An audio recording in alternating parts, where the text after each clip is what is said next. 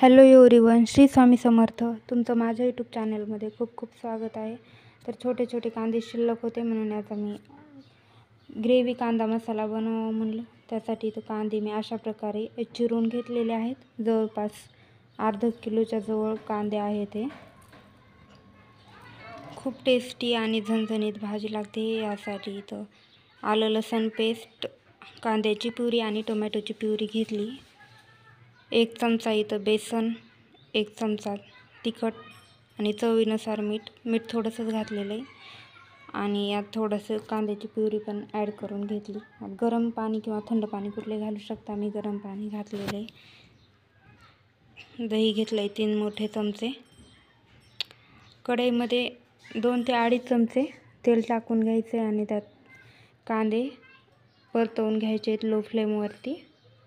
अगदी क्रिस्पी होईपर्यंत, कांद्याचा रंग चेंज होईपर्यंत परतवून घ्यायचे. बघू शकता तुम्ही कांद्याचा रंग चेंज झालेला आहे, गोल्डन कलर आलेला आहे थोडासा. तरी कांदे मी इथं डब्यामध्ये काढून घेते. त्याच कढईमध्ये आणखीन 1 माप तेल टाकून मोहरी टाकून घ्यायची. मोहरी छान अशी तडतडली की जिरे टाकून घ्यायचे. अद्रक लसणाची पेस्ट आणि हिरवी मिरची पण टाकली, ती टाकून घेतली आहे. कांद्याची प्युरी यात टाकून घ्यायची आणि छान असं परतवून घ्यायचे 2 मिनिटाकरिता. त्यानंतर जो मसाला बनवला होता तो पण यात टाकून घेतला आहे. यालाही चांगल्या प्रकारे परतवून घ्यायचे 2 मिनटं.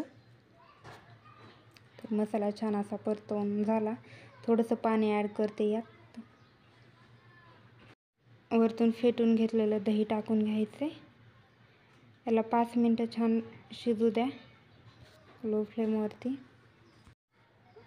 तरी तो मसाला छानपैकी शिजून रेडी आहे. यात परतवून घेतलेले कांदे टाकून घ्यायचेत आणि मिक्स करून घ्यायचेत आणि 5 मिनटं याला पण चांगल्या प्रकारे शिजवून घ्यायचे, म्हणजे तो मसाला आतमध्ये कांद्यांच्या मुरेल.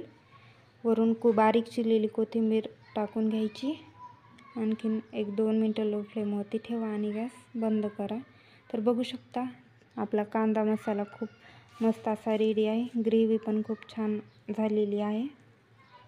व्हिडिओ आवडल्यास लाईक करा, शेअर करा आणि सबस्क्राईब पण नक्की करा. धन्यवाद.